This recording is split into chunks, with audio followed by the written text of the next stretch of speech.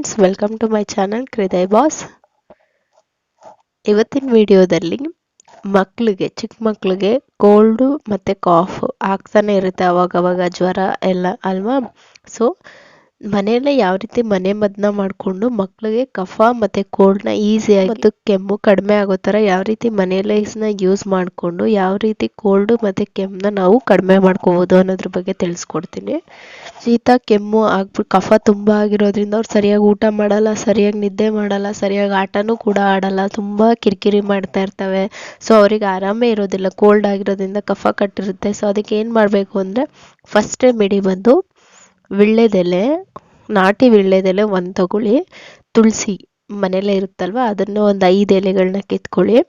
ಚೆನ್ನಾಗಿ ಎಲೆಗಳನ್ನ ತೊಳೆದು ಅದನ್ನು ತವ ಮೇಲೆ ಇಟ್ಟು ಬಿಸಿ ಮಾಡ್ಕೊಳ್ಳಿ.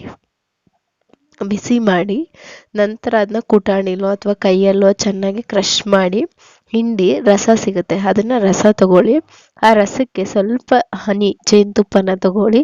ಅದು ರಸಕ್ಕೆ ಜೇನುತುಪ್ಪನ ಬೆರೆಸಿ ಮಕ್ಕಳಿಗೆ 2 ಟೈಮ್ಸ್ ಕೊಡಿಸಿ, ಮಾರ್ನಿಂಗ್ ಒಂದ್ಸರಿ, ಈವ್ನಿಂಗ್ ಒಂದ್ಸರಿ. ಇದು ಓನ್ಲಿ 5 ಮಂತ್ಸ್ ಅಬೋ ಬೇಬೀಸ್ಗೆ ಮಾತ್ರ, 5 ತಿಂಗಳು ತುಂಬಿರೋ ಅಂಥ ಮಕ್ಕಳಿಗೆ ಮಾತ್ರ ಅದನ್ನು ಹಾಕಬೇಕು. ಇದನ್ನು ಹಾಕೋದ್ರಿಂದ ವಿತಿನ್ 2 to 3 ಡೇಸಲ್ಲಿ ಮಕ್ಕಳಿಗೆ ಕೋಲ್ಡು ಕೆಮ್ಮು ಕಡಿಮೆ ಆಗಿಬಿಡುತ್ತೆ, ಕಫ ಮೋಷನಲ್ಲಿ ಈಸಿಯಾಗಿ ಅವ್ರಿಗೆ ಬಂದ್ಬಿಡುತ್ತೆ. ಈ ರೆಮಿಡೀಸ್ನ ಟ್ರೈ ಮಾಡಿ ನೋಡಿ ಫ್ರೆಂಡ್ಸ್, ನಿಜವಾಗ್ಲೂ ನಿಮಗೆ ಎಫೆಕ್ಟ್ ಗೊತ್ತಾಗುತ್ತೆ. ಸೆಕೆಂಡ್ ರೆಮಿಡಿ ಒಂದು ದೊಡ್ಡ ಪತ್ರೆ ಎಲೆ ಸಿಗುತ್ತಲ್ವ, ಇದನ್ನು ಎಷ್ಟೊಂದು ಜನ ಮನೆಯಲ್ಲೇ ಪಾಟಲ್ಲಿ ಕೂಡ ಬೆಳೆಸ್ಕೊಂಡಿರ್ತಾರಲ್ವ. ಸೊ ಇದನ್ನು ಪಾಟಲ್ಲೇ ಬೆಳೆಸ್ಕೊಂಡು ಅದರಿಂದ ಒಂದು 5 ಎಲೆಗಳನ್ನ ತಗೊಂಡು ಚೆನ್ನಾಗಿ ತೊಳೆದು ಬಟ್ಟೆಯಲ್ಲಿ ಒರೆಸಿ ನಂತರ ಅದನ್ನು ತವ ಮೇಲೆ ಇಟ್ಟು ಬಿಸಿ ಮಾಡಿ, ಸ್ವಲ್ಪ ನಿಮಗೆ ಕಲರ್ ಚೇಂಜ್ ಆಗುತ್ತೆ ಅವಾಗ ಗೊತ್ತಾಗುತ್ತೆ.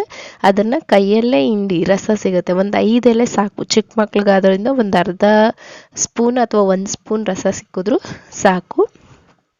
ಆ ರಸಕ್ಕೆ ಕಲ್ಲುಪ್ಪು ಎಲ್ಲರ ಮನೇಲಿ ಇರುತ್ತಲ್ವ, 1 ಕಲ್ಲುಪ್ಪನ್ನ ಹಾಕಿ ಚೆನ್ನಾಗಿ ಮಿಕ್ಸ್ ಮಾಡಿ ಅದನ್ನು ಬೇಬಿಗೆ ಡೈಲಿ 2 ಕುಡಿಸಿ, ಮಾರ್ನಿಂಗ್ ಒಂದ್ಸರಿ, ಈವ್ನಿಂಗ್ ಒಂದ್ಸರಿ ಕುಡಿಸಿ.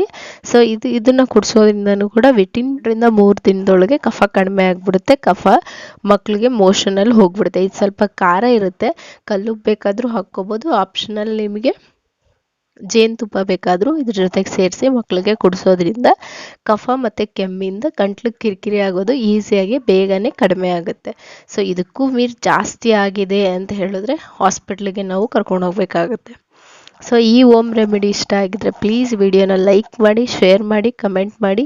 ಯಾರ್ಯಾರು ಇನ್ನೂ ನನ್ನ ಚಾನಲ್ಗೆ ಸಬ್ಸ್ಕ್ರೈಬ್ ಮಾಡ್ಕೊಂಡಿಲ್ಲ ಪ್ಲೀಸ್ ಸಬ್ಸ್ಕ್ರೈಬ್ ಟು ಮೈ ಚಾನಲ್ಗನ್ನು ಪ್ರೆಸ್ ಮಾಡಿ. ಬೆಲ್ಲೈಕನ್ನ ಪ್ರೆಸ್ ಮಾಡೋದ್ರಿಂದ ನಾನು ಯಾವುದೇ ಹೊಸ ವಿಡಿಯೋ ಹಾಕಿದ್ರೂ ನಿಮಗೆ ಅಪ್ಡೇಟ್ ಸಿಗುತ್ತೆ. Okay, for watching my video.